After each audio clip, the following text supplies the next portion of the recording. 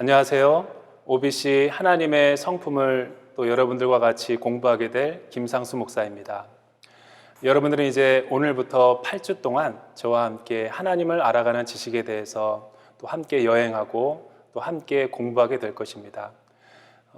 성령님께서 저와 여러분들을 조명하여 주셔서 또 우리의 영혼의 스승이 되어 주셔서 하나님의 말씀을 밝히 깨달아 알 수 있도록 우리를 인도하여 주실 걸로 믿습니다. 자, 1과 그러면 하나님을 바라보라 라는 주제로 먼저 우리가 강의하도록 하겠습니다. 제1과 하나님을 바라보라에서는 크게 4가지를 가지고 여러분들과 함께 공부하게 될 것입니다. 첫째는 하나님의 성품에 관한 학습의 목적, 왜 이 하나님의 성품을 공부해야만 되는가, 필요성과 또 이 공부를 하게 될 때 우리에게 얻는 유익은 무엇인가, 이 공부의 의의에 대해서 설명하는 것이죠. 두 번째는 하나님의 속성, 우리가 믿고 우리가 경배하고 또 우리가 사랑하는 하나님은 도대체 나와 어떤 점이 비슷하고 또 나와 전혀 다른 모습으로 초월적인 존재로서 믿음의 대상이 되는가, 하나님의 속성에 대해서 공부하게 될 것입니다. 세 번째는 하나님이 어떤 분이신가에 대한 이 다양한 많은 신학적인 견해들과 또 여러 가지 기독교의 신에 대해서 비판하고 있는 타 종교의 신들에 대해서도 왜 주의해야 되는지 우리가 다양한 견해들을 한번 살펴보게 될 것입니다. 마지막으로 4번째는 이런 하나님, 성경에서 말씀하고 있는 하나님의 성품을 공부할 때 얻게 되는 유익에 대해서 우리가 정리해 보고자 합니다. 이제 저와 여러분이 함께 하나하나씩 살펴보도록 하겠습니다. 제일 먼저 우리가 하나님의 성품에 관한 학습의 목적에 대해서 공부해 보도록 하겠습니다. 학습 목표는 매 과마다 되게 중요한데요. 저와 여러분이 한번 교재를 가지고 같이 읽어볼까요? 하나님의 성품에 관한 학습의 필요성을 믿음의 관점에서 살펴본다. 여기서 가장 중요한 키워드는 뭘까요? 믿음의 관점이라는 것입니다. 우리가 다양한 어프로치와 관점을 통해서 어떤 신, 또 하나님에 대해서 이해할 수는 있지만 우리가 하나님의 성품에 대해서 공부하려고 할 때는 믿음의 관점을 가지고 하나님의 하나님 되심을 우리가 이해하려고 하는 것입니다.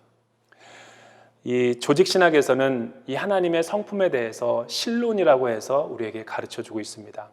신학교에 들어가게 되면 1년 동안 이 하나님에 대해서 또 하나님의 성품에 대해서 공부하게 되는데 우리는 8주 동안 또 압축해서 같이 공부하게 되는 것이죠.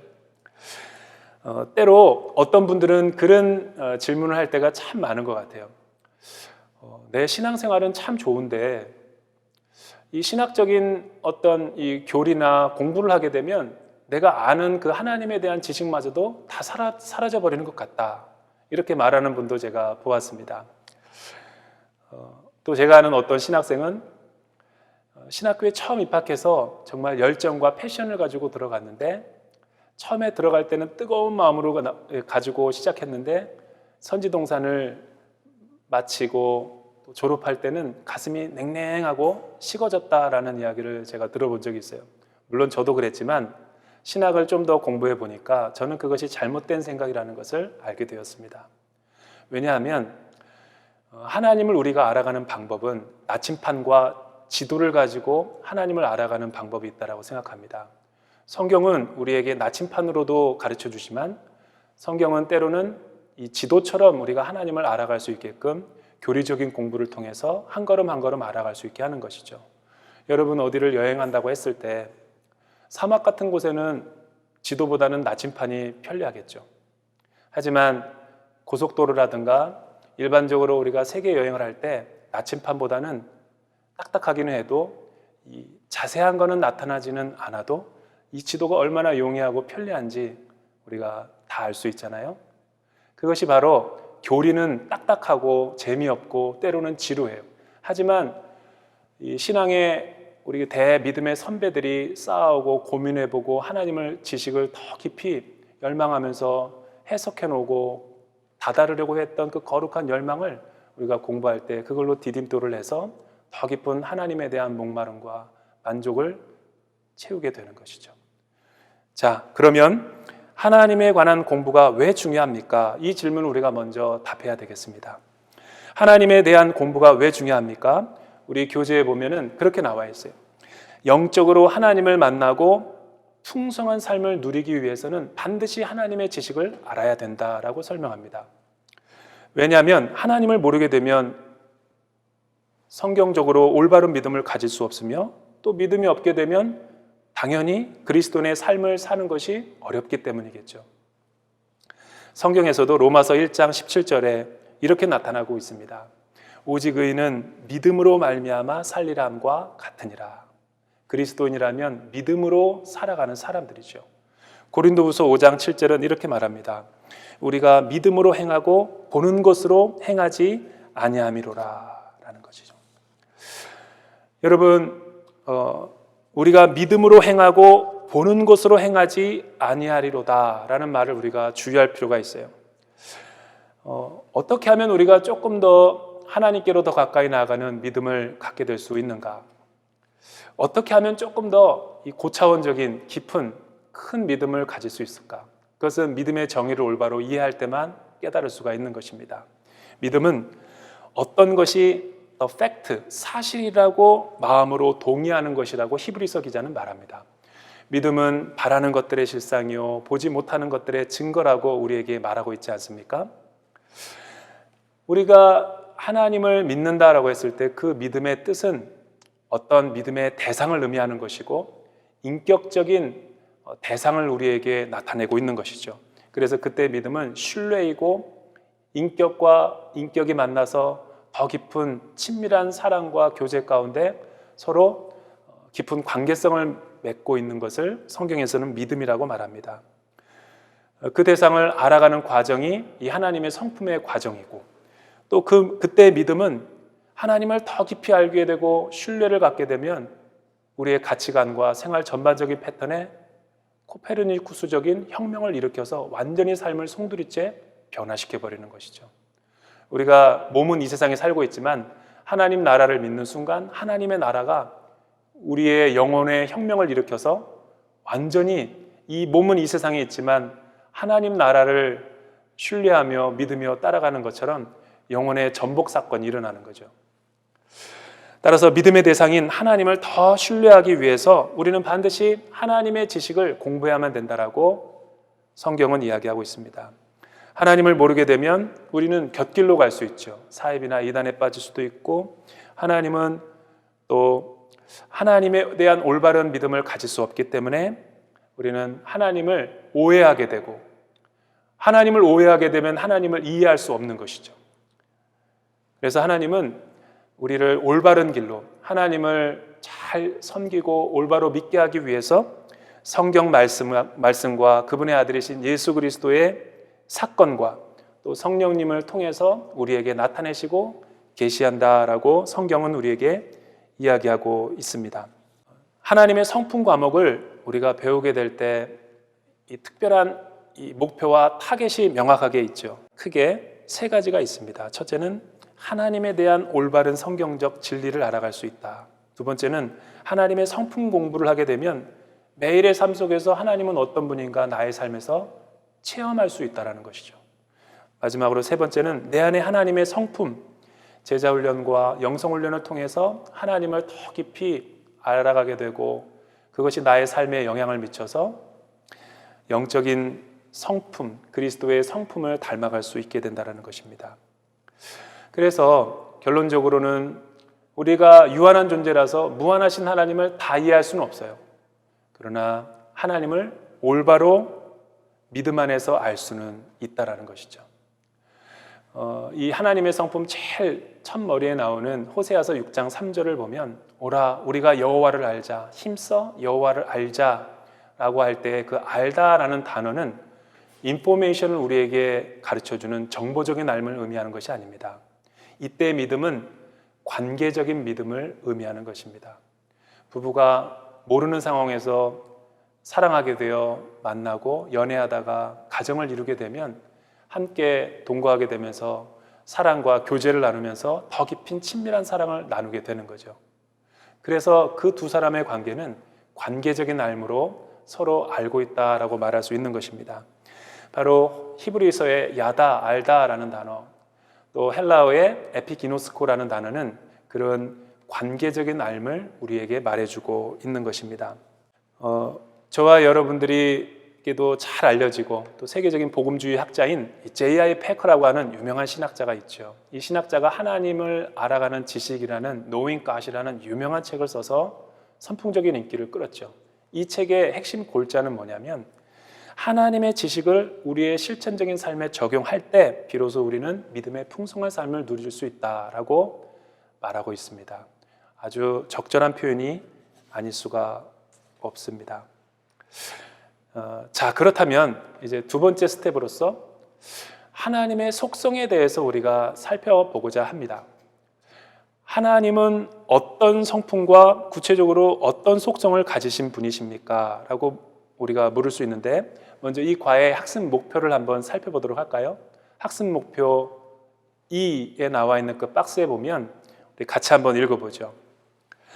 하나님의 속성에 대한 성경 구절들을 관찰하고 하나님의 속성을 하나님의 완전성이란 의미에 비추어 정의 내리고 설명한다. 여기서 가장 중요한 단어가 인티그러티입니다. 이 인티그러티라는 단어는 되게 어려운 신학적인 용어지만 어떤 이 개개의 요소의 어떤 속성과 특성들이 있지만 그것이 하나로 존재하는 것이 아니라 집합체이며 또 집합체로 머무는 것이 아니라 서로 연결되어서 상호 보충해주고 조화로운 완벽한 이 조화로운 상태를 인티그러티, 홀리스틱이다라고 표현을 하고 있는 겁니다. 하나님의 성품은 우리 인간의 성품과 달리 다양한 성품과 통일성도 갖고 있지만 모든 것이 완벽하게 조화를 이루고 있다 해서 찰스 라일이라고 하는 유명한 신학자는 하나님의 성품을 인티그러티다, 하나님은 완전하신 분이다 라고 표현을 한 것입니다. 하나님은 예수 그리스도와 또 하나님의 성경 말씀, 이 모든 것을 통해서 우리에게 하나님의 자신에 대해서 또 하나님의 비밀들을 계시해 주셨죠. 그래서 성경에서는 이 계시란 단어를 하나님에 대해서 나타낸다라고 할 때 쓰는 용어입니다. Revelation. 이거는 요한 계시록이라는 뜻도 있지만 하나님의 계시라고도 표현할 수 있는 신학적인 용어입니다. 이 계시란 무엇일까요? 계시라는 것은 감추어져 있던 것이 계시자에 의해서 하나하나 풀어지고 나타나게 된다라는 의미를 지니고 있습니다. 다시 말해서 성경에서 계시라고 하는 것은 계시자가 계시의 내용을 알려주는 것만큼 우리가 하나님에 대해서 알아갈 수 있는 것이죠.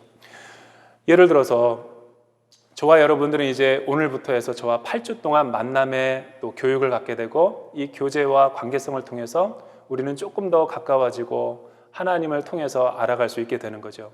오늘은 첫 번째 주기 때문에 여러분들은 저에 대해서 얼마큼 알 수 있다고 말할 수 있는가? 요만큼 아는 거예요. 그리고 다음 주는 2주만큼 알게 되는 거고, 그리고 마지막으로 8주가 다 끝났을 때는 처음 저를 봤을 때랑은 제가 여러분을 봤을 때랑은 서먹서먹하지 않고 친밀한 관계성을 형성하게 되는 것이죠. 뿐만 아니라 오프라인에서 우리가 또 한번 만나가지고 식사라도 하게 되고 계속해서 지속적인 만남을 갖게 되면 우리는 매우 가까워지고 친밀해지는 관계를 형성하게 되는 것입니다. 하나님이 바로 그러하신 분이시라는 거예요. 단 우리가 조심할 게 있는데 기독교는 계시의 종교다, 이성의 종교가 아니라 계시의 종교다라 할 때 주의해야 될 뜻이 있습니다. 계시라고 하는 것은 계시자가 계시의 내용을 열어주고 나타내는 것임에도 불구하고 계시라는 뜻은 이성의 반대말이 아닙니다. 계시는 비합리적이거나 비과학적이고 설명할 수 없는 것을 계시라고 말하는 것이 아니에요. 계시란 하나님은 눈에 보이는 세계와 눈에 보이지 않는 세계를 창조하셨죠. 눈에 보이는 세계는 이성적인 세계고 과학적인 세계죠. 그러나 보이지 않는 세계도 하나님은 창조하셨죠. 보이지 않는 세계를 믿음의 세계, 영혼의 세계, 초월의 세계라고 말하고 있는데 하나님은 이 두 세계를 통해서 우리에게 계시하고 있는 것입니다. 그래서 갈라디아서 1장 1절과 12절에 보면 사도 바울이 자신의 복음을 일컬어서 이렇게 표현하고 있습니다. 사람들의 뜻에 의해서 나타난 것이 아니요 사람들에게서 받은 것도 아니요 조상들에게 유전을 통해서 받은 것이 아니라 하나님의 천사에 의해서 나에게 계시하셨다라고 계시의 종교로 기독교를 표현하고 있는 것이죠. 기독교는 초월적인 이 종교죠.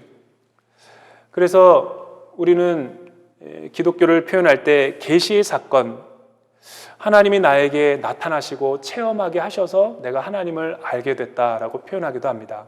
그때 계시는 두 가지를 의미하는데 일반 계시가 있고 특별 계시가 있는 것입니다. 하나님은 창조 세계와 또 성경 말씀, 또 예수 그리스도를 통해서 우리에게 자기 자신을 계시하셨죠.